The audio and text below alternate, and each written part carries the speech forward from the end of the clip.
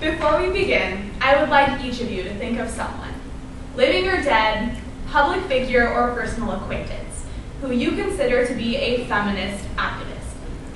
Got someone? Good. Now I would like you to imagine that same person saying something like this at a protest or a public gathering. Believe it or not, all of these phrases come from chants or posters at slut walks, the name given to a number of feminist demonstrations that went viral last year. Slut walks began when a group of students at Toronto's York University heard a police officer speaking at the university say that in order to avoid sexual assault, women should avoid dressing like sluts. Fed up with the victim-blaming attitude, these York U students began a demonstration, and more than 3,000 men and women attended. Soon, supporters of the cause were starting slut walks of their own, in other parts of Toronto, as well as Britain and the United States. The success of slut walks can undoubtedly be attributed to the amount of media attention that they have gotten. After all, they're extremely provocative. Protesters often dress in stiletto heels, push-up bras, and fishnet stockings, but they're not fighting for their right to dress suggestively. Still, some feminists say that the important message of victim blaming is being drowned out by the mixed message of the protesters dressing provocatively and calling themselves sluts. Not surprisingly, much of the controversy surrounding slut walks has to do with language. Today, I will be discussing the way that minority rights activists use their own language in order to try to limit discriminatory language. Using feminism as a case study, I will argue that in order to be more effective at reducing discriminatory language, minority rights campaigners should focus less on political correctness and more on linguistic reform. Now, I'll explain the definitions of these terms in a moment, but first I would like to explain why you should care. Well, in short, words matter. They can be hurtful. Perhaps more concerning, they may actually be contributing to our prejudice. Dr. Deborah Cameron, a professor of linguistics at Oxford, explains the causal theory of language that holds that discriminatory words actually cause discrimination by trivializing, excluding, and insulting minorities. In the case of women, the idea is that children can learn sexism by hearing adults say sexist slurs, or some say it can be even milder than that, by using he rather than he or she. Sex-differentiated job descriptions like stewardess or girl to describe adult women, we may be passing on prejudice to the next generation as children learn how to talk. Nearly every feminist supporter agrees that sexist language is a bad thing. But this is a long list. So is there a winning strategy for feminists to reduce sexist language? When it comes to reducing sexist language in the public sphere, there are two main strategies: political correctness and linguistic reform. Political correctness refers to the use of non-discriminatory, neutral terms and a lack of bias. It is more or less the norm in legislation, academic writings, and journalism. And in practice, it is basically differentiating between acceptable and unacceptable words.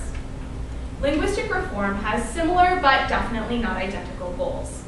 Sarah Mills, a professor of linguistics at Sheffield Hallam University in Britain, explains that linguistic reform does not simply seek to replace offensive words with acceptable alternatives, but also involves strategies such as coining new words, using insult terms positively, and developing witty responses to sexism. The main difference between linguistic reform and political correctness is that linguistic reform takes into consideration context. Feminists who support linguistic reform may therefore consider politically incorrect terms acceptable depending on the context and vice versa. For a less technical definition, you can think of linguistic reform as a sledgehammer, or you can think of political correctness as a sledgehammer, while linguistic reform is more of a scalpel. Most feminist scholars do agree that linguistic reform is a better tool for combating sexist language. I will argue today that this message needs to be made more prominent. I propose that the activists that interact with the media, those that are actually taking to the streets, protesting, giving interviews, etc., should adopt the message of fighting for linguistic reform rather than political correctness. And I will analyze how this may be more effective in reducing discriminatory language in three main ways. First, because it presents as a more realistic goal. Next, because it allows for more unorthodox forms of protest to be effective.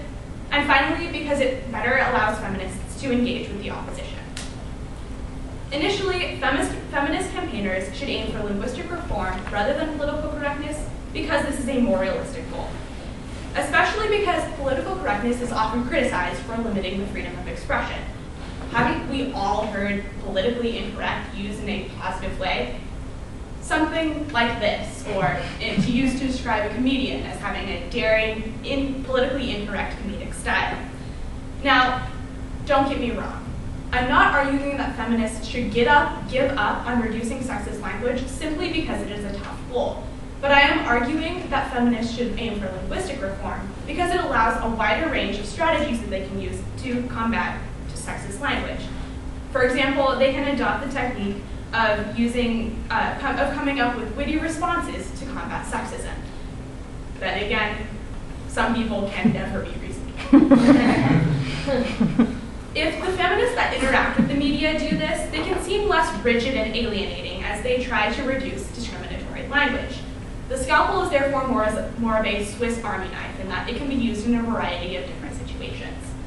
Having the appearance of realistic goals is also important because it maintains support for a cause. An article in the Journal of Applied Psychology notes that the perceived efficacy of a movement is linked to future participation in that activism.